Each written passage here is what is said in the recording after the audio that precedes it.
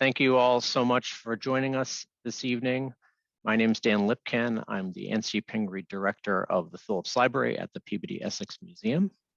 And I'm really thrilled to be with you this evening and with this amazing panel for our program, The Endless Fascination with the Salem Witch Trials, an expert panel discussion. We are so glad you could join us for tonight's event. This work of contemporary jewelry was created by the Aquinnah Wampanoag artist, Jonathan Perry. We're honored to have it on view in our current exhibition, Salem Stories, which is organized around the architecture of the alphabet to present 26 vignettes about the people, places, and events that make Salem, Massachusetts, the city it is today. Jonathan's work is a component of the letter A for Always Indigenous. And by starting here, the show begins long before the beginning of Salem and acknowledges that the land that we now inhabit was first indigenous, and it always will be. So I begin by respectfully acknowledging that the Peabody Essex Museum and the Phillips Library are on the ancestral territory of the Agawam, Pawtucket, Pennacook, Nomkig, Massachusetts, and Wampanoag. Many other indigenous communities have lived and moved through this place over hundreds of generations, and indigenous people from many nations live and work in this region today. So please join us in honoring their communities, their elders past and present, as well as future generations. Thank you. I'd like to express our gratitude to the sponsor of this program, the Lowell Institute, and big thanks to all the PEM staff who helped make this happen, especially Bethany Beatrice, our Manager of Public Programs, and our colleagues in marketing, visitor experience, design, and audiovisual. The context for this program is our exhibition, The Salem Witch Trials, Reckoning and Reclaiming, on view at PEM for only a couple weeks more through March 20th. So you've got a couple weeks left to go see it before it closes. Salem's Witch Trials are a defining example of intolerance and injustice in American history, and the extraordinary series of events in 1692 and 93 led to the deaths of 25 innocent men, women, and children. Here we are, more than 300 years after this storied crisis, and the personal tragedies and grievous wrongs that occurred still provoke reflection as we continue to reckon with the experiences of those involved. The rare documents and historic objects on display in the first section of the exhibition are tangible fragments that are directly tied to the people of Salem in the late 17th century. Each illuminates an aspect of the real lives lived during the period of Salem's witch trials and serve as a reminder of the brutal truths of the time. The exhibition continues with two creative responses by contemporary artists with familial links to the trials: the late British fashion designer Alexander McQueen and the contemporary portrait photographer Francis F. Denny. Their works upend conventional narratives and invite us to consider new perspectives on this history. So I hope you have a chance to make it to PEM by March 20th. I'd like to draw your attention to the culminating event of the exhibition run on Friday, March 18th, when the Essex Piano Trio will present its cemetery project. The tour of the nearby Charter Street Cemetery with our esteemed panelist Tad Baker is already sold out, but tickets remain for the concert following the tour in PEM's Morse Auditorium. Tickets are free, but advance registration is required. The multimedia music program features the world premiere concert performance of When Blessings Brighten for tenor and trio by Massachusetts composer Ian Weiss. The work, inspired by epitaphs on gravestones in the Charter Street Cemetery, is presented as a companion piece to Nicholas Slanimsky's Gravestones at Hancock, New Hampshire, with the Largo from Dmitri Shostakovich's second piano trio as an instrumental interlude. But of course, what we are really here for this evening is the amazing group of experts: Emerson W. Baker, Marilyn K. Roach, Richard B. Trask, and Margot Burns that we've gathered in this virtual space to discuss Salem Witch Trials scholarship and its possible future directions. So each panelist will give us a brief overview of their current projects or their thoughts as it relates to the trials, about 10 minutes or so each, and then we'll devote the remainder of our program to Q&A and discussion. And as I mentioned, feel free to leave your questions in the Q&A box there. And again, we'll get to as many as we can at the conclusion of their talks. We have decades of research and knowledge on the trials assembled here. I'm really, really honored to be on screen with all of them. And I encourage you to take a look at the pre-read document that we sent out a day ago, review their brief biographies, which I'm not going to go over here. And of course, if you're interested in learning more about their work or more information about the trials, check out the several links to books and online resources that are listed in that document. So without further ado, I'd love to bring on Emerson W. Baker. Tad, welcome to the program, and I look forward to hearing what you have to say. Hi, Dan. Great to be here and great to see so many good friends and colleagues. So I guess you can proceed to the next slide, please. These days, I'm returning to my roots as an historical archaeologist and working on a book on material life in early New England. It's something that I've worked on for over 20 years, but books on witchcraft seem to get in the way all the time. But once people get drawn into the study of the Salem witch trials, it's hard to escape. So part of my research explores the surviving physical evidence of protective magic, technically called apotropaic magic. I always have a tough time with that word, used to protect houses and the people within them. As you can see from this 1681 illustration, demons were always trying to get into houses through openings, in this case, flying in through the attic window. Now, upfront, I should mention that if what I say interests you at all today, I am tweeting daily about material life in early New England. And this week, I'm focusing on protective magic in much more detail than I can provide here, as there are so many ways to protect a house. So there's other ways to learn more. Indeed, I believe that most early American New England homes had some form of magical protection. You just need to know what you're looking for and where to find it. And first, let's talk about those openings: doors, windows, and chimneys. Next, please, Dan. One of the most common forms of protective carvings was carvings in woodwork, often with a daisy wheel, or more formally known as a hexafoil.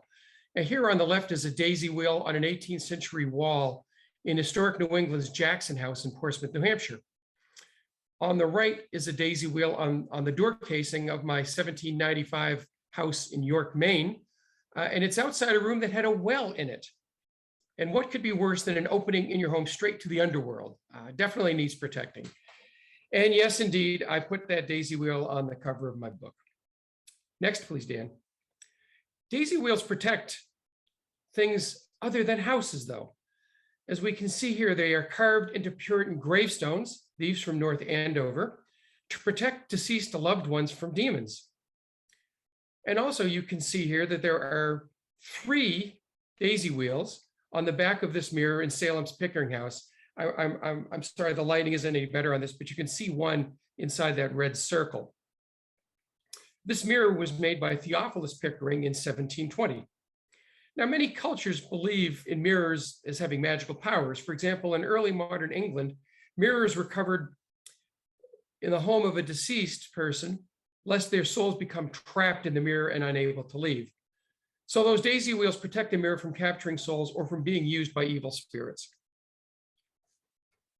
While this was all white magic meant to help and protect people, it was still considered magic and frowned upon by religious authorities, as technically you're invoking Satan, of course. So the evidence of it is often hidden. Notice that the daisy wheels are on the back of the mirror where no one can see them. But what about the gravestones? Here they are clear for all to see, including ministers and the devout. But I'd point out that the daisies are amid usually floral whorls or rosettes and other floral decorations. So as I would say, is there's some plausible deniability here. If someone asks you about it, you say, oh, no, that's not a daisy wheel. Those are just daisies and roses. You know how much Mother liked daisies, right? So you can kind of get away with it, maybe, right? Now, next, please, Dan. The British have studied archaeology and magic for quite some time, but it's only been in the past decade or so that Americans have turned their attention to it. So it's still a relatively young field here, and we're still learning a lot. But here you can see some of the variety of protective marks that are found more popularly in England than here. Demon traps. were like daisy wheels meant to trap evil. And the one pictured here is a rather famous one. It's under the floorboards near the hearth in a bedroom built at Knoll, an amazing 17th century estate in England.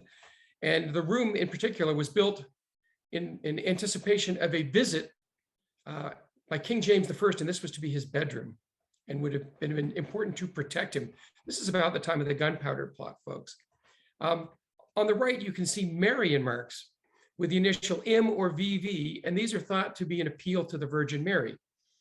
They tend to be more popular in pre-Reformation England, but they do show up in the 18th century, and yes, even in Puritan Massachusetts. So not necessarily directly related to Catholicism and the cult of Mary. Next, please, Dan. Many protective marks are hidden in walls. In 1973, none other than our Richard Trask led an effort to take down and save the 1681 Zerubbabel Endicott House before it was scheduled to be destroyed and replaced by a new shopping center in Danvers, and then have it rebuilt where it is now, as you can see on the right, at the Rebecca Nurse Farm, where it sort of does double duty as a barn. Now, Dr. Zerubbabel Endicott was the son of Governor John Endicott. Next, please. In taking down the building, Richard found a horseshoe and eel spear nailed to either side of the front door and beneath the weatherboards. You can see here that area around in the red circle of the house. And now, interestingly enough, iron was considered magical and to have protective powers in the ancient and medieval world. And when you think about it, iron really is pretty amazing magical sort of stuff. And we know that people put horseshoes over doors in the 17th century to keep witches out. There's some complaints about it actually in witchcraft cases. The cloven-hoofed devil was supposedly afraid of horseshoes after his very painful shoeing by St. Dunstan. And we still have a remnant of that in the belief that horseshoes bring good luck. But some people considered horseshoes to be superstitious or outright magic. So the Endicotts, of course, one of the leading families of Puritan Massachusetts, had these elements buried in their walls. No visitors could see them, but the family knew they were protected. And of course, eel spears or tridents look like the devil's pitchfork. Note also that tridents had 3 points, and 3 is a very magical number, and also sharp iron objects warded off evil. Next. Now, I became interested initially in protective magic when I found it while excavating the Chadbourne site in South Berwick, Maine. The site was built by Humphrey Chadbourne, a Puritan lumber merchant and representative to the Massachusetts General Court. And it was occupied by his family until it burned down in 1690 in the Salmon Falls raid. Much of my current book project focuses on the site, the family, and their objects, including protective magic. In fact, we found lots of evidence of it on the site right around the front door of the house. Again, one of those openings, right? First, we found an oak tree 2-pence, fairly rare New England coin actually, near where the threshold would have been. Coins were often placed under the threshold to bless and protect a home, and preferably a newer coin if at all possible.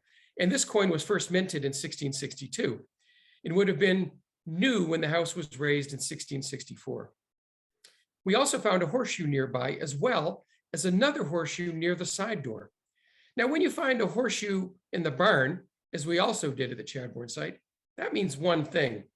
But when you find them by the doors of the houses, it is a clear sign of protective magic. Next, please, Dan. Here you see the Chadbourne door hardware, which also served as protection for the family against demons. Note that the door key has a heart-shaped bow or handle. Hearts were, of course, protective symbols, indicative of the soul, and they appear on keys as well as some padlocks that were shaped in the shape of a heart. And in the upper right here on the screen, you see a door hinge. It's broken, but you can see it's in the form that's known as a cock's head hinge, as each of the 4 finial ends, and you can really only see 3 of them here, looked like the profile of a rooster. Picture it with his comb at the top, his beak, and then his proud jutting chest. Roosters had several magical properties. Notably, their crowing at dawn was supposed to scare away the devil. And by the way, if you ever wondered, that's why roosters are popular on weather vanes atop houses and barns. Next, please. Finally, let's look at the door lock. Note that the latch, that you can now see enlarged at the bottom, is highly decorated with what is known as a St. Andrew's cross or a saltire. This is a counter-magical symbol, as in fact are circles, which you can see here as well. Circles being really a perfect geometric shape. So overall, it seems to me the Chadbourne's door was well protected from evil. So in closing, so what? Why is this stuff important, as I perhaps famously tell my students? Trying to be helpful though. Well, in this case, you probably have noticed that many of the artifacts and buildings under discussion were built well after the witch trials. I believe such practice as our physical evidence of the decline of Puritanism in the late 17th and particularly early 18th century. People became more concerned with protecting loved ones from evil, even deceased loved ones, than offending their minister. Related to this was the failure of the legal system and religious orthodoxy to protect people from witches after 1692. Protective magic demonstrates that people continued to believe in witches long after 1692. I've seen some on a house built in the 1890s. And witch trials, remember, only ended because it became close to impossible to convict a witch after Governor Phipps ruled out the use of spectral evidence in the late fall of 1692. And his increased Mather warned, better that 10 witches go free than one innocent person be condemned. By now, with all this symbolism, I'm sure you're thinking I must be working on a sequel to the Da Vinci Code or National Treasure rather than a history book. But believe me, objects then and now are filled with meanings, sometimes obvious, sometimes hidden. For example, I hope you've noticed that I'm wearing yellow and blue today and understand that symbolism. Objects can tell us a great deal about the past. And in fact, symbolism like my tie would have been recognized by people in the 17th century when they saw something like a horseshoe, right? So objects can tell us a great deal about the past. So be sure to check your old home. I think you'll be surprised by what you find, and perhaps you'll sleep better tonight knowing you're protected. Thank you. Back to you, Dan. Thanks so much, Tad. That was great. And I actually have some questions for you maybe towards the end. And I do look forward to your sequel to the Da Vinci Code when you get there. Thanks a lot. I'd love to invite Marilyn to join and talk us through some of her work. Thank you. Well, I have to admit that it was the spooky aspect of the Salem witch trials that drew me into the subject in the first place. Witches, ghosts, magic, what's not to like? My background was art school, but I was already, I have to admit it, a library junkie. I'd read Stoughton's Devil in Massachusetts, leafed through Upham's 2 large volumes of Salem Witchcraft and Burr's narratives of the witchcraft cases, which comprised my public library's offerings on the topic then. Once I visited Salem in 1975, however, to see the place for myself, I was hooked and started getting into the real hardcore stuff: research libraries, archives, primary sources, and original documents. Salem had me in its clutches. At the same time, academics were taking a fresh look at the subject. Next slide, please.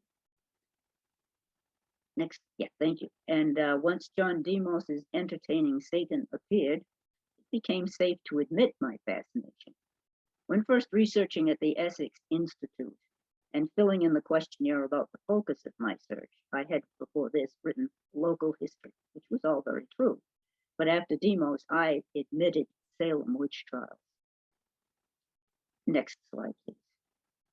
But my study of the subject really became serious once I made my way through the thicket of stereotypes and cliches that infest too many popular accounts of this and other witch panics. And I discovered that the people involved in the tragedy on both sides of the proceedings were ordinary human beings, individuals, actual individuals, not cookie-cutter heroes and villains. And it's individuals who make up history. History, in its more focused twin, biography, should be truthful, faithful to the facts and the facts in context, whether you like what the results are or not, whether the facts fit a preconceived and dearly held notion or not. It shouldn't be necessary to hold up signs for the audience to boo and hiss or cheer and applaud, as in the old melodramas. Facts can speak for themselves. This is not the natural history of the clan, say, a creature that goes about its existence in the time-honored way of clans. This is human history, so the story will be messy. Humans are inconsistent and contradictory. Even individuals admirable in so many important, even vital accomplishments can be maddening and even an embarrassment in other aspects of their lives. Sometimes you want to take them by the collar and shake them, demanding, "What were you thinking?" At the same time, individuals who made undeniably poor to disastrous choices can surprise with sudden good sense and positive acts. What was it like to have to make decisions in a situation still rapidly unfolding? What were people's actual intentions when they did make a decision? Not necessarily what we might guess. After all, the road to hell, as they say, is paved with good intentions, and it still is. Writing history should be like the anecdote about the 17th century leader Oliver Cromwell, who is famously said to have told the portrait painter, Peter Lilly, to depict him accurately, warts and all, or he wouldn't be paid a farthing for the results. The story may not be true, but the warts in Mr. Lilly's paintings do match the warts on the Lord Protector's death mask, so I guess he got his money's worth. History should be presented warts and all, but always remembering that what happened was not all warts. Those who say that history is boring have not been listening. Roger Thompson was right when he said social historians are a step away from gossip columns. And that's the interesting stuff. So plowing into the archives, benefiting from the abundance of studies published on all aspects of the Salem witch trials, and walking the actual ground where events took place is the next best thing to a time machine.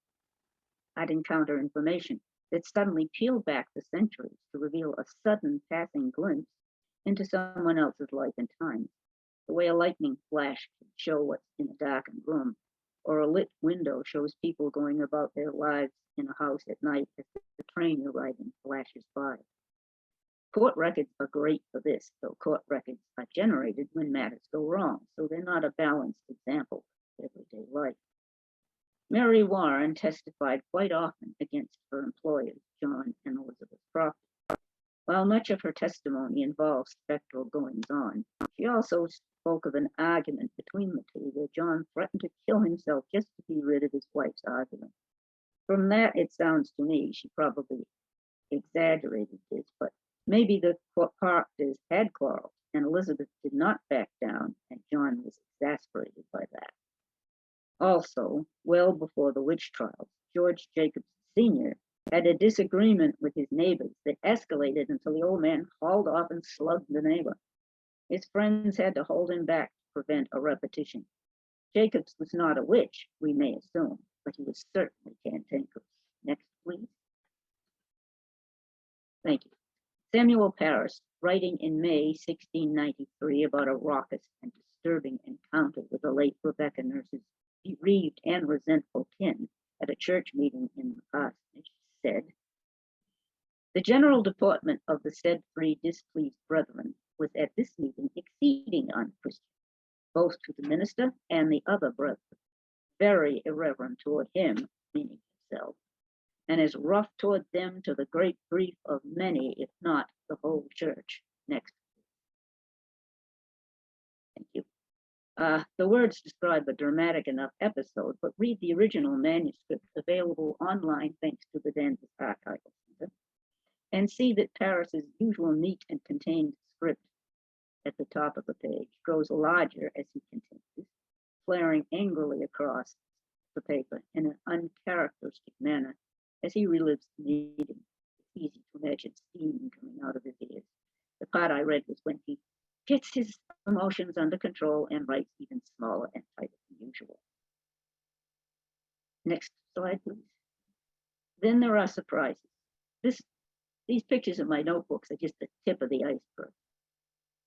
But I found surprises because, for one thing, despite his harsh reputation due to the witch trials, Judge Hawthorne was commended for his mercy by those who received it in an unrelated manner a few years afterwards, after 1692. Next slide, please. It can sometimes seem as if the specters of the individuals I'm researching are haunting, regarding me from the periphery, just out of the line of sight, looking over my shoulder and commenting among themselves about what I write, criticizing, objecting, critiquing, complaining, and arguing with each other. I say this as one who these last few COVID years felt quarantined among the 6 men I'm currently writing about. An opinionated lot, I must say. Unfortunately, next slide, please. None ever appeared clearly enough for me to interview them. The Ouija board seemed an inappropriate option given the topic of the story and its outcome. I had to make do with the internet and the stacks of notes taken when the archives were still accessible. Although these 6 have become very real to me, I may be off the mark in how I imagine any of them. I can only try based on the information I find. How much has been lost? How much was never recorded because everybody knew about it, and what was the point, they thought. What else is still out there? The hunt continues. Thank you. Thank you so much, Marilyn. Thank you. I love what you said about how history is about actual individuals, and that's something that, you know, at least at the museum and in the exhibitions I've been involved in, we've really tried to keep in mind that these are actual real people that suffered and that went through these events. So it's helpful to think about that. Thank you. I'd love to bring Richard to the stage. Richard has a wealth of knowledge and tons of experience and a wonderful collection of witchcraft-related materials that I think he's going to be telling us about. So Richard, please, welcome. Thanks, Dan. Thanks, everybody, for attending tonight. And though we're delving into the interesting topic of witchcraft tonight, I acknowledge the current terrible struggle in Ukraine. When I was a graduate student, 1970, I put together a little proposal for taking care of the historic assets of the town of Danvers. And for those who maybe don't know, Danvers was historically Salem village in the 17th century. One of the little sections of my study was to try to put together an archive to bring together all of the flat materials that relate to the history of the town of Danvers. Back in 1960, a local antiquarian by the name of Ellerton J. Brayholt had given the Peabody Institute Library, as you see here, a wonderful collection that he had put together of witchcraft materials. And I used that as a basis for trying to get the best collection of witchcraft material possible. The library is 1892, and in the foreground where the snow is located, under there is where I usually am. Can we have next, please? And the Danvers Archival Center is a department of the Peabody Institute Library. It's still somewhat unique in Massachusetts. Massachusetts citizens like to be very possessive of the material, and to share them is not very common. And we've been very fortunate that about 40 organizations, the town of Danvers, the Historical Society, every church in town, with the exception of the Catholic Church, has their material on deposit with us. Next slide, please. And this is just a view of the general reading room. Our witchcraft material is in one section of books, and other Danvers and local material is in another. Next slide shows the manuscript storage area. And we have a wonderful collection, primarily because of the Historical Society in the town of Danvers, of records that go back to the 17th century. Next slide. We see the vault. We have a real neat vault. It's a 6-hour fire-rated vault. And in it, we have all of the early Danvers material, as well as our rare book witchcraft collection. And Mr. Brayholt when he gave the collection, really had a wonderful group of materials which were kind of hidden. Nobody had access to them until the archives was founded. And we founded the archives in 1972. We were at the Danvers Historical Society for 9 years. And then the library itself had a large expansion, and we were able to design an archives for it. And it's just a real neat collection. Next slide. During the 300th anniversary, just about every community in Essex County and elsewhere did some commemoration of the witchcraft events. And I was appointed chairman of the local committee. And one of the little projects I did was to put together a little casebook, bringing together the witchcraft documents from March of 1692, the most critical month during the events. And I had an introduction to it and did it in a chronological fashion. If I can have the next slide. Bernie Rosenthal, just a real great guy from New York, decided, and he also did a wonderful book on witchcraft. He thought it would be a great idea to retranscribe the witchcraft documents, especially since a number of them previously unknown had come forth. And the old Boyer and Nissenbaum 3-volume sets had some problems to it. It was put in a casebook configuration so that it was done case by case. And I think I convinced Bernie that we should try to do it chronologically. And it was easy to do chronological for March, but when you got into the Oyer and Terminer cases, it got very difficult. And here's a picture of us over in Salem, where the Phillips Library used to be. Wish it was still there, with Margot Burns and Bernie. And we're looking through all of the witchcraft documents.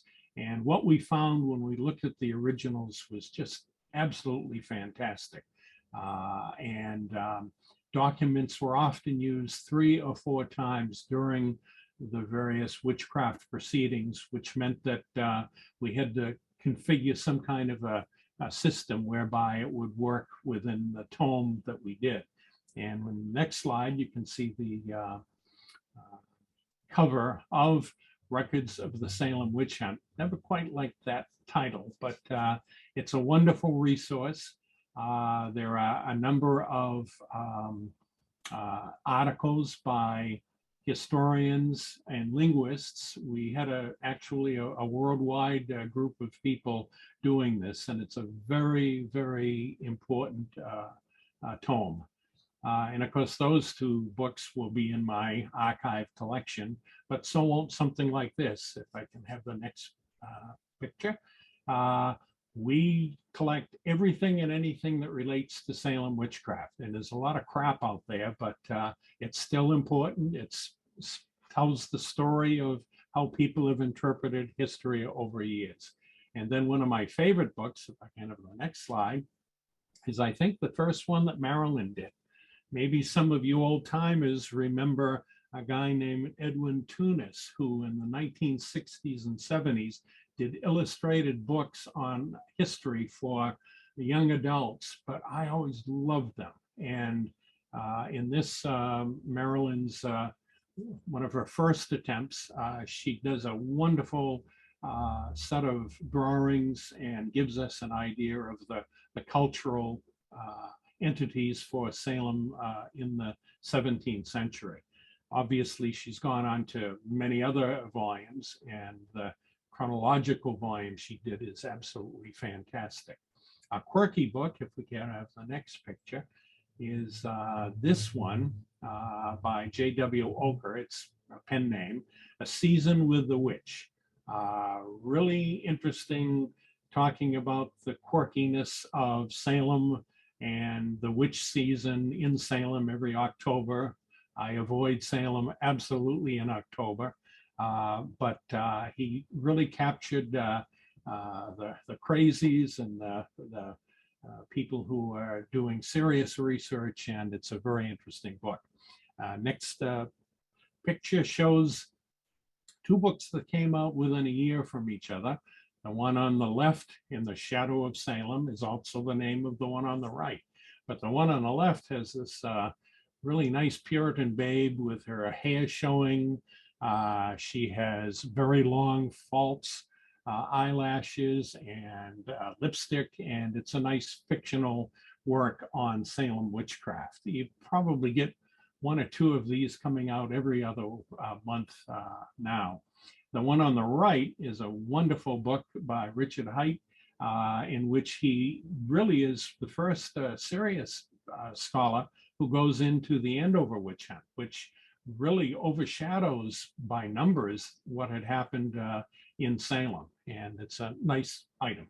And next slide is another of my favorites. Stacy Schiff, a Pulitzer Prize winner, wrote The Witches back in 2015.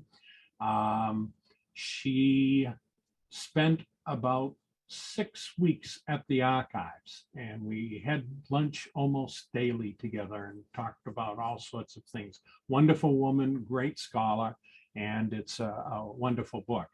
Next slide will show just one of the very nicely executed books. This is a reprint from 1886 of The Discovery of Witchcraft by Scott. And we also try to collect English volumes relating to witchcraft because it reflects so much the history of what happened in Massachusetts. Next slide shows one of our most important Salem books, More Wonders of the Invisible World by Robert Califf. I look back to see when we got that. We bought that in 1975 for $425. I wish I had bought 12 of them because they didn't have 12 back then, but it's one of the most important primary sources. And then the most recent one that really built up our collection is this very short sermon preached this month, 1692, about a half a mile, no, probably about a quarter of a mile from where I'm sitting right now, by Dedet Lawson, who is the minister prior to Reverend Paris. And it's Christ's Fidelity. And we paid through the nose for this. I never thought we would be able to get it, but we did get it at auction. And I completely obliterated all of my money in a special fund, but so pleased we got it. Next slide will show some of the manuscripts we have. This is a little section from the first church record book of the minister. This is in the handwriting of Reverend Samuel Paris. And it's very pathetically on the excommunication of Martha Corey a little while before she was executed. And if you read it, it's a very poignant thing in which Paris goes on to needle how Corey was not being very friendly when they came to excommunicate her in her jail. And many years later, the new minister, 21-year-old Reverend Joseph Green, expunged this so that it did not remain a blot on the history of the church. And one of the nicest things about putting the archives together is we weren't sure if a lot of organizations would be willing to give up their material to put it in permanent deposit in the archives. The First Church, which is really the most conservative church in Danvers, it's the only church in Essex County, I think, that remained congregational when all of the other churches became Unitarian. It's in an insulated area. I now live in the neighborhood.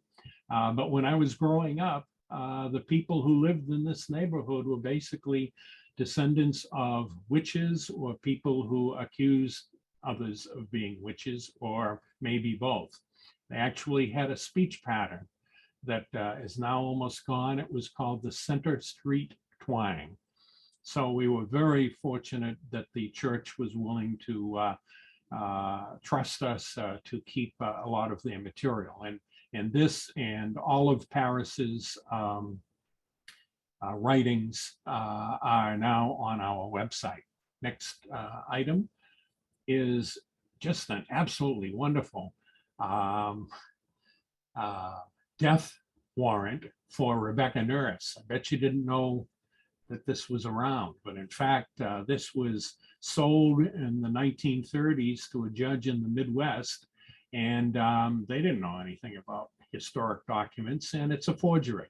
It's one of about 12 or 14 forgeries that have come up in the past 20 years or so, in which someone sold to libraries, universities, and a few judges what were supposedly witchcraft documents. And the neat one about this is, if you look in the bottom middle panel, this is supposed to be a warrant for the death of Rebecca Nurse, who was hanged in July of 1692.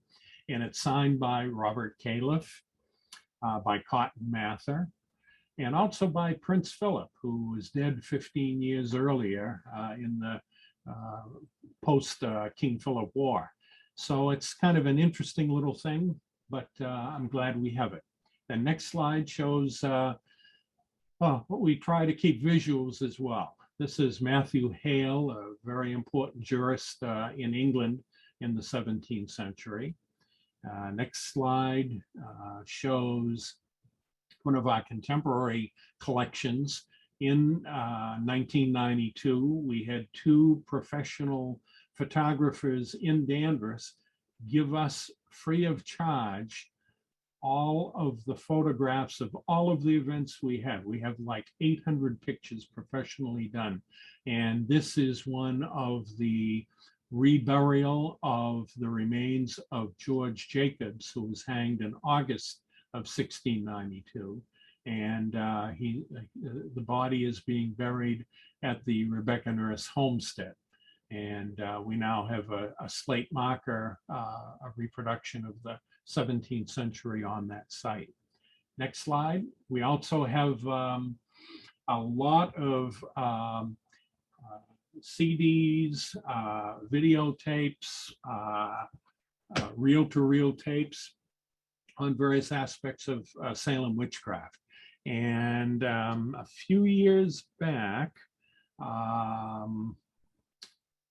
Marilyn, Tad, I, and a few others were invited to Salem for a preview, a private showing of this horror movie, which involves witchcraft prior to 1692.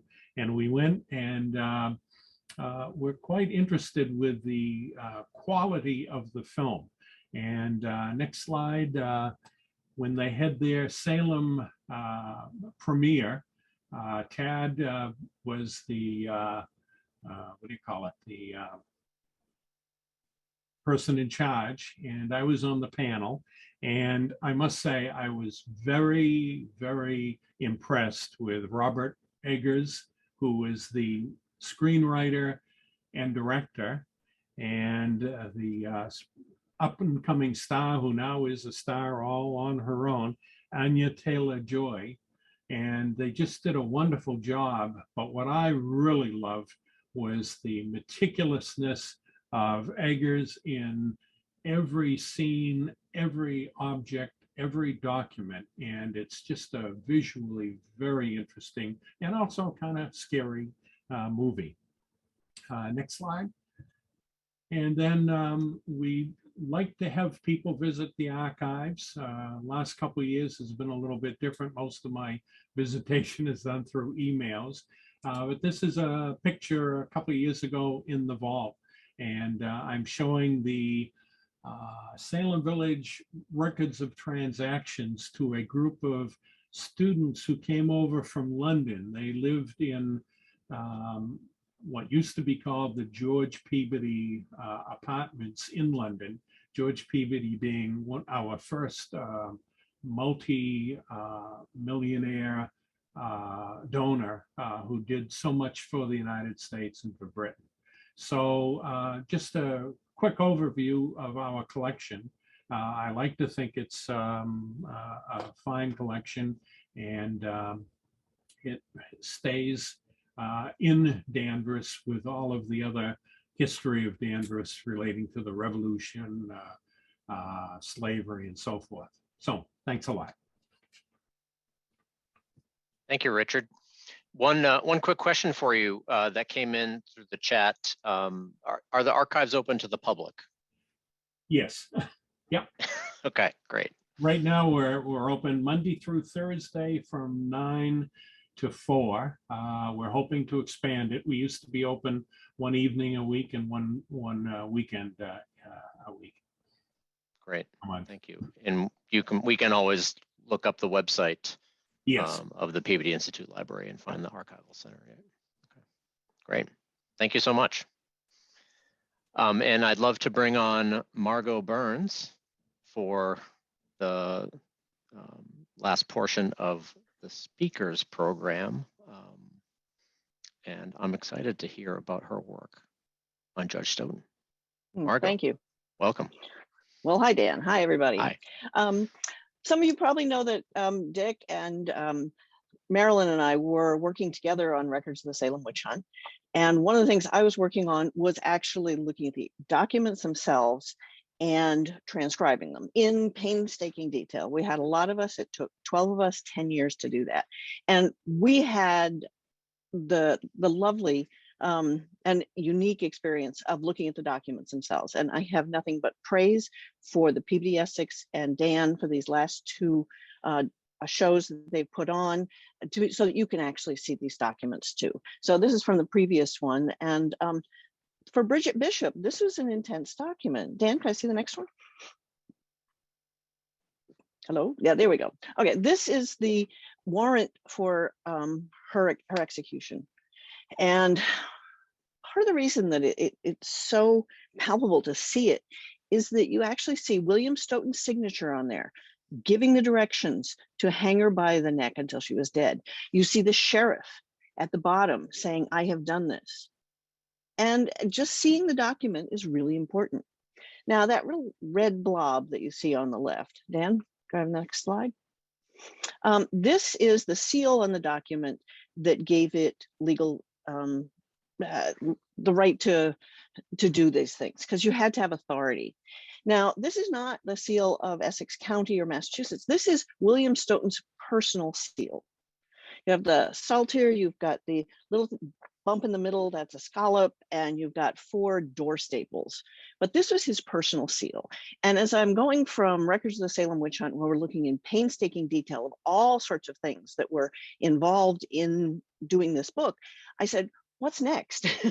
What can I do? I've read everybody's stuff. Everybody's already done everything. And suddenly I realized they haven't done Stoughton. Could I have the next slide, please? Stoughton is beloved at Harvard. There's a current Stoughton Hall, but in 1701, he gave this beautiful John Coney sterling wine drinking cup. It's about that big. It'll hold about 4 or 5 bottles of wine. And again, you see his family crest on it. It's a treasure for Harvard, as is the portrait of him that was given to Harvard in 1810 by one of the direct descendants of one of his sisters. And in the background, you can see that little red building. He gave £1,000, sorry, to Harvard to build Stoughton Hall. It was a dormitory. So these are treasures from Harvard. But what do we really know about him? Well, Harvard is the only one that's really given us any information. Next slide, Dan. This is the only real biography of William Stoughton that's out there. It's 16 pages. It was published in, 1873. And it's just a brief discussion of his life. All these little points in time, he did this, he did that. And there are a couple of secondary sources where you have 19th century antiquarian sort of commenting on his character, but it's not a whole lot. And anybody who knows me knows that for the past 4 years, I'm working to replace that with a much larger, more complete biography of him. So it's hard going. There's a reason why we don't have a biography of him, because we don't have papers. And, after doing Records of the Salem Witch Hunt, where I had so many papers, to be in this where there aren't letters, there aren't papers, there aren't diaries. I mean, if you want to do the Mathers or you want to do Samuel Sewell, there's lots of stuff, but there really isn't much from Stoughton. Could I have the next slide, Dan? One thing we do have is his will. It's down in the Judicial Archives in Boston. It's probably the most personal document that we have, because in it, it's 4 pages long, and he names all of his best friends. He names all sorts of relatives, and you get to see what his relationships were with all of them. He also says that even though he was in charge of the military, he wanted no military anything at his funeral. So you get a sense of him from that and who his relationships were. And that's been about all we've had as far as real good stuff until now. Could I have the next slide, Dan? And this is my sneak peek. This is at the University of Virginia's library. I found this because, and I'll tell you everybody, always read the footnotes and the endnotes and see where people's sources are. I found this book because I was reading an old biography of Richard Mather, father of Increase, grandfather of Cotton. And he mentioned this as a sermon notebook that contained sermon notes by many sermons by Richard Mather in Dorchester. But the footnote also said, and Samuel Torrey, who would go on to be the minister in Weymouth, and William Stoughton. And it was like, oh my, what is this? Well, when I contacted people at the library down in Virginia, they had it, but nobody had ever digitized it, never mind transcribed it. So guess what I did? I had them do that for me. Could I have the next slide there, Dan? And it looks like this. This is a page of it on the left, and then a line-by-line transcription on the right. It's very fine transcription, sort of like in Records of the Salem Witch Hunt.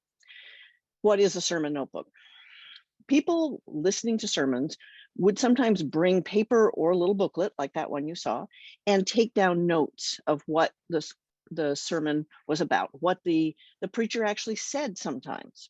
Sometimes they just took notes the way we do, which chapter and verse, maybe a little bit of something. Sometimes they took them in shorthand.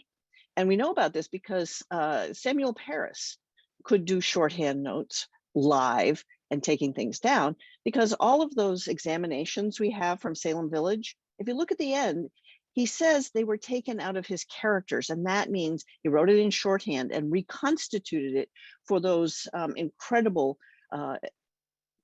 2-column examinations. Rebecca Nurse's family didn't think he did an accurate job of some of it, but it was a skill for people who are devout, who are going to be listening to all sorts of sermons. Now, if you consider that there are 2 sessions a day on Sundays, you would hear 2 sermons every Sunday. That means you're listening to over 100 sermons in a year.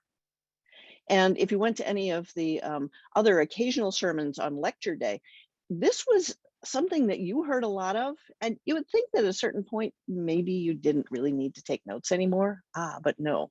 This particular sermon notebook appears to be verbatim, because he has whole sentences, things like that. And I'm going, is he really taking this down in the meeting house? Well, it has a lot of shorthand, or not shorthand, abbreviations, things like that. And it's pretty chicken scratchy, but after a while I've gotten to figure it out. But once I have it, I'm transcribing it in fine detail. I can tell you anything about sonnets. I can talk about villanelles, poetry I've got. But this is a sermon, and I don't know a whole lot about sermons. So can I have the next slide there, Dan?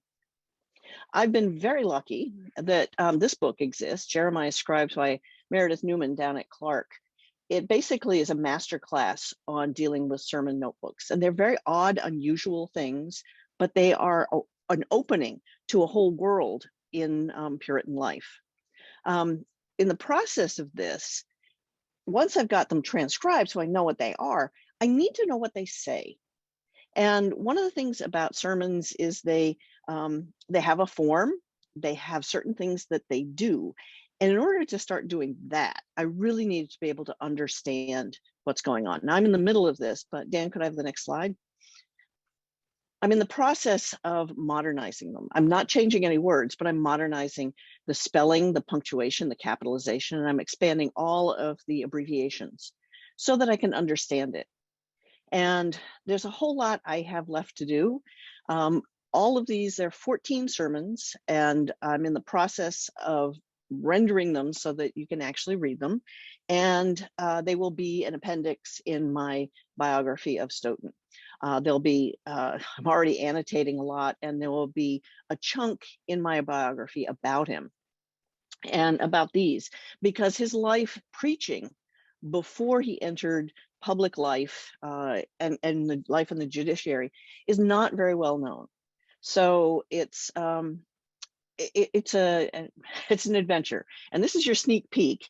I haven't really told too many people about this, but now you know, and we'll find out a little bit more about what he was like as a speaker. One of the things about sermons is that, you know, we sometimes have notes for people about to give sermons. So in the case of Samuel Parris, we have a notebook of things he was preparing so that he could deliver sermons. And as Richard showed, there are published versions of sermons. And those, you know, yeah, okay, now I got it. And sometimes they get big, but we don't have anything about the experience. Well, don't have much of the experience of sitting in the meeting house and actually experiencing a sermon being delivered. And in the introduction to the published version of Stoughton's election sermon, there was a description that what it should really be is the words coming warm from the mouth and spirit of the minister and giving their sweetness to the ears and hearts of the listeners. So that whole experience of being there with the preacher, what was it like? Well, in this, I think we've got a lot of verbatim work to do on this and to find out what was the voice of William Stoughton. It sounds like a lot of things that he was in demand. He was a wonderful, wonderful preacher. People in Dorchester kept asking him to be their formal teacher, and he pushed them aside. But I think we can finally hear his voice, and there's a lot of alliteration and just wonderful things that my background reading poetry, I hope, will bring to this. So anyway, next slide, Dan. Just, you got to hang in there and wait for me to work on the biography. This is, again, family crest on the tomb in Dorchester, but I've got a lot of work to do. Several people said, I really can't wait to read your biography of Stoughton. And basically what I say is, I can't wait to have a book to let you read. So thank you. Great, thank you so much, Margot. Fascinating, and I feel like there's a title of your book somewhere in there of some of the things you just mentioned, the words coming warm, that sort of thing. I think there are, you know, we're all looking forward to that project. So I'd love to invite all the panelists onto the screen here, and we can do a little bit of Q&A. I mean, one of the things I was thinking a little bit about when Marilyn was talking about how history is a little bit messy, it's complex, you know, it's human. I'm wondering if each of you have done some writing and communicating about historical events, and I'm wondering how you approach the balance that you need to strike between communicating that complexity, but also doing so with clarity that makes the story understandable to maybe those of us that aren't so well versed in the history and the details. And maybe Marilyn, we can start with you, since you had. I opened a can of worms here. Well, it helps to have somebody else read your manuscript so that the part that you can see in your head something, but it doesn't come across necessarily. putting events in the context of what's going on around them. As with the witch trials, there was a war going on, and there were attacks from Canada, and all sorts of economic problems and government interference as they saw it from England. So it was not a calm time to begin with. And that doesn't necessarily get shown in the Hollywood versions. But yeah, human nature is messy, and it hasn't really changed much.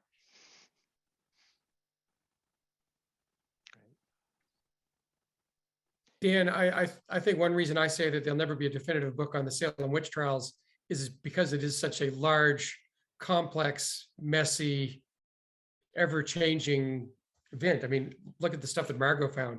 Wow. So who knows what we'll find. But to your point, what I think it takes you about twice as long, at least, when you're trying to write a book or anything for a general audience, rather than that small group of scholars who study this stuff. I know I literally got about over a year into the project and literally ripped my manuscript up for Storm of Witchcraft, at least virtually, and start again.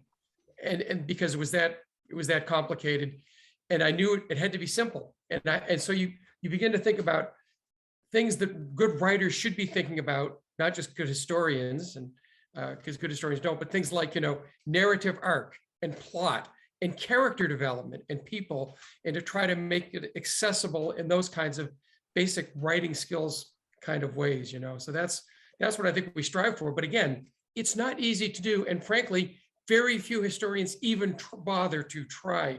And that's the real sad part. Well, one of the things that I'm working on is to try and tell a story of a life. And I get to the death. I showed you that picture from the tomb. Well, I've got a whole lot about his legacy, because if William Stoughton had not been the chief magistrate of the Salem Witchcraft Trials, without any bunch of letters and things like that, people would really have overlooked him. But every time you see his name, it says magistrate of the Salem Witchcraft Trials. One thing I'm trying to do is take his legacy and bring it to the present so that people can actually connect with it. And that's been a lot of fun, trying to write that and connect, because William Stoughton has contacts to today. And I try and think about, what does the reader want to read about? And I've got some pretty cool things that I'm working on. Just one of his legacies actually supported people last year in COVID. He left so much money that it has a connection 320 years after his death. And trying to write those stories to add them to just what his life was like is one of my goals. We did have a question just quickly, Margot. Have you come across anything about the trials in Stoughton's sermon notebooks? No, I was hoping for something where he talk about witchcraft, but he does talk about evil and grace and apathy for religion. So he was very passionate about these things, and I really wish I was in there hoping, but mostly I have to look for what his relationship was to not just the Bible, but to his relationship with his religion. And I think that will probably come up when I talk about him during the witchcraft trials. There's so many other things about him, but I got to figure out who was this man in his faith. And I think that will resonate in the part that I write about the trials. So can I ask you all if there are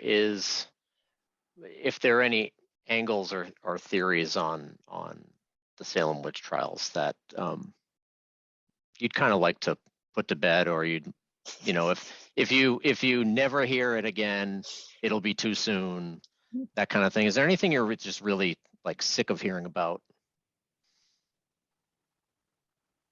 And anybody's more than welcome to start here. I'm sure we'd all vote for ergot. Nope. Vote against it, that is. I think I've embraced the ergot question. I mean, Okay. I remember for a while, I was just like, oh no, this again. It's wrong, all these different things. And fun. But every single talk, there's somebody who sits in the back afterwards, goes, well, I read, I know where they're going. Well, the girls were eating some kind of moldy bread and they were hallucinating.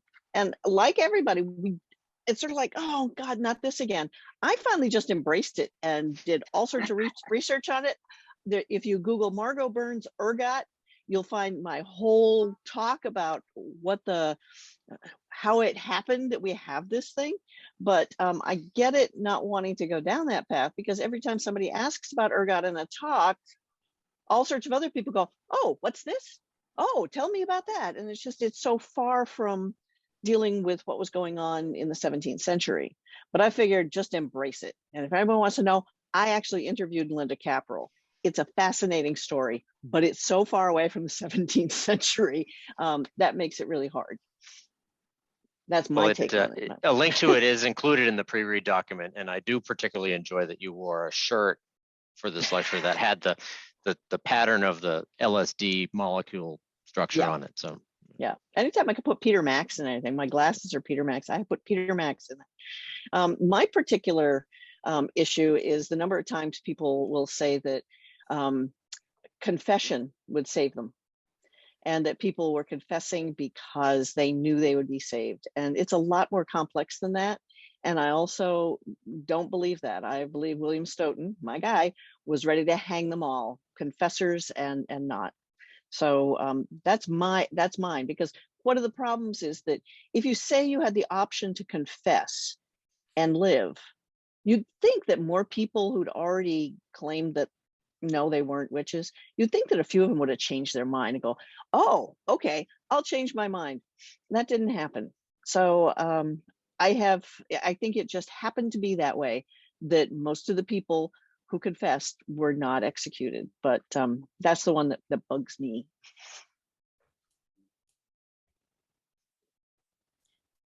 Go ahead, Richard.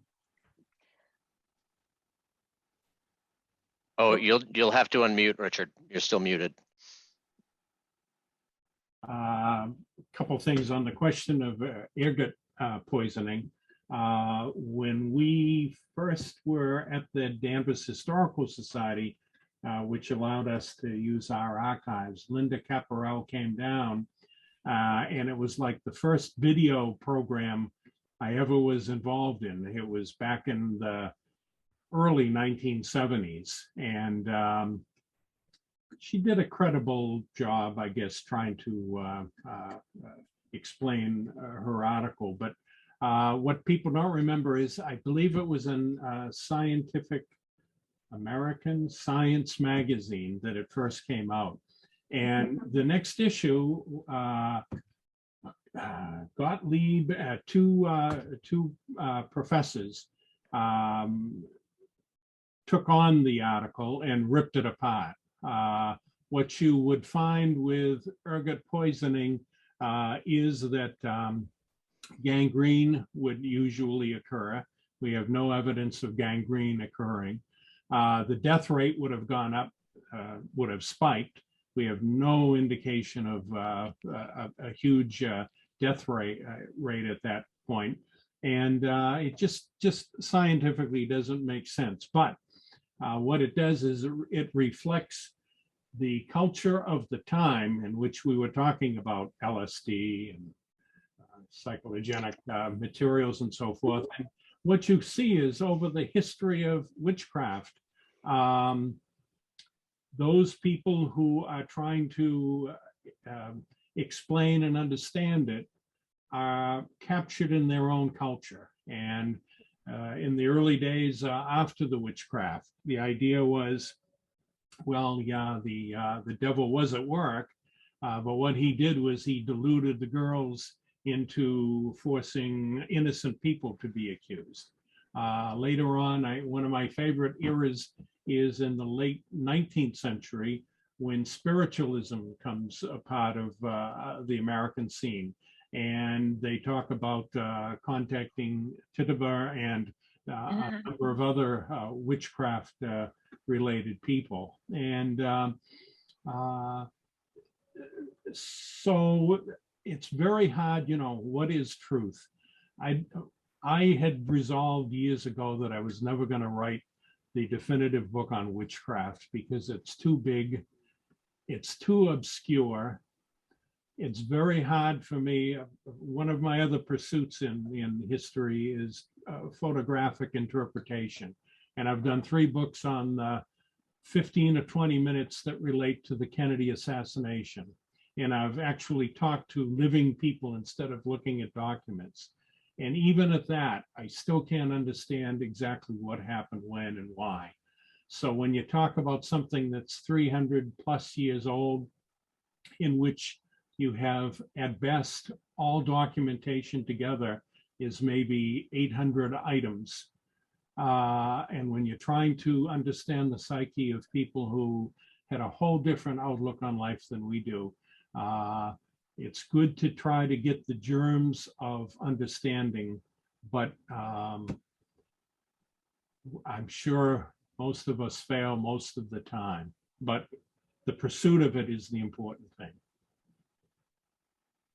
Related. To follow up on Richard, I just want to say that working with primary sources, that's how we say, how do we know what we know? And then people come up with their own interpretations of them. But if you really want to figure out stuff, you have to start with primary sources to get the evidence that you can get, and then you can take off. But if you're not looking at primary sources, sometimes it's just made up to your own liking. Dan, I was going to say the one other thing that bugs me, aside from the ergot, maybe the most, is, well, if they didn't do it because of ergot, they accused their neighbors of being witches to get their land, which you have to sort of say no, yes, and then you go to the peculiarities of the law in 1692. But in fact, actually, you could take people's personal possessions, convicted felons or people who were attainted, but not their real estate. That passed to their ears regardless, right? So that's just one. And the other one, of course, that bothers us all is burning witches, which they didn't do in Massachusetts. But which I will say too, as I learned recently, we used to say they didn't do it in England, but in fact they did do something. You're always learning something, right? It turns out that in England they normally would not burn witches, because normally on the continent you burn heretics, and in England, like in America, witchcraft is a civil crime. But the point is, in England, there was 1 or 2 things you could be burnt at the stake for, and one of them was murder, when women murdered their husband.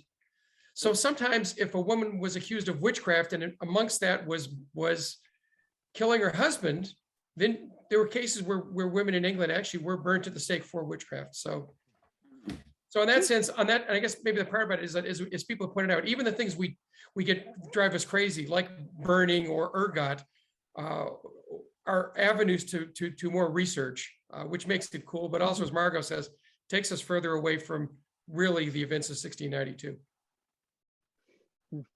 That leads me to, I know we're coming up close on 6:30, but maybe you all would be willing to stay 1 or 2 minutes more, because I think important questions come in here. And I think, there's a history PhD student who's written in to, say they're studying and writing about the witch trials in Salem today, and asking what advice you might have for the next generation of scholars. It kind of is in line with what we were thinking about early on in talking about this program. Is like, what are the future directions of the study of the Salem witch trials? Like, what would you say to somebody embarking on this kind of scholarly path now? Is there any advice you might have for them? I'll start with it. I'll give a couple different points. I think the events after 1692 are perhaps as much or important, if not more so, than pre-1692. And I also think that there's been far, far less attention to that. And you could write a whole book on Salem after 1692, Salem Village in particular. So that's one thing that I think would be really important. The other is, I think there are valuable lessons to be learned about Salem from the earlier cases of witchcraft in New England in particular. And as we saw earlier, people like John Demos and Carol Carlson did a really wonderful job on this, but that was back like in the 1980s. But it's interesting to me, some of the most recent really good work on witchcraft in the past year or two, we've seen books come out on cases of witchcraft before 1692. So I would I would encourage people who want to look at Salem to also look at the big picture.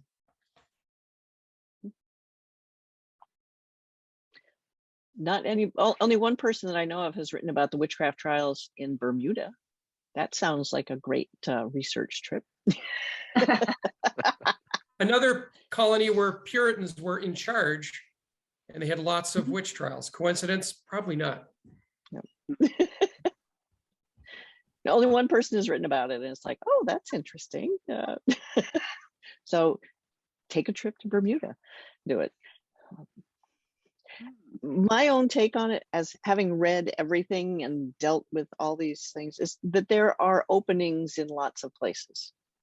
And a lot of it is just becoming familiar with the information that's out there. Read everything, then figure out what interests you if you want to pursue something. But look for the holes. Look when you're reading a book and you say, I wonder, that's a good opening, because chances are pretty good you'll find something that will be yours.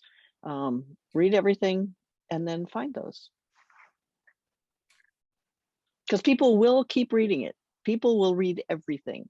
If I just wrote down everything I know about Stoughton right now and put it in a little booklet, people would buy it, but I want more. I want more. I mean, I'd buy it.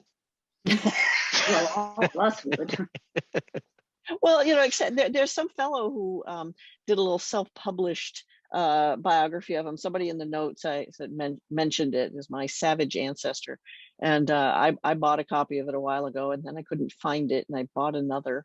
It's about this thick, and he's a descendant of William Stoughton's uncle Thomas, who went to Connecticut. And I have to say, he uses the phrase "my savage ancestor" about a dozen times in the text. And he was very interested in a lot of those things, but as I said, self-published book, and I think just he's kind of critical of him, but I don't know. Everybody wants to do a little something, and go for it. If you want to make your own book and write it and publish it, do it. Although this one, I think I can do a little better than that one, but. Maybe to end, if there's no other advice forthcoming, maybe to end on a lighter note. Richard, we've been asked if you could do the Center Street twang, or if you could tell us a little more about it. I can't do it, but it was kind of with an R on the end of it. And Center Street is what was originally the center of Salem Village. It's in Danvers, and it goes on from a benchmark is the Rebecca Nurse Homestead, which is on Pine Street, and the other benchmark is the village training field, where there's a archaeological potential eventually, because that's very close to where the Walcott family was living.